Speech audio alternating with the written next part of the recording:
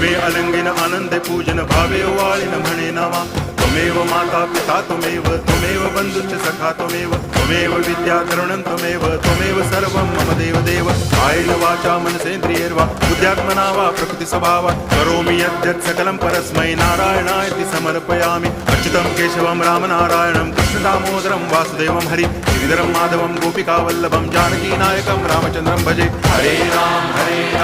Ram Ram Hare Hare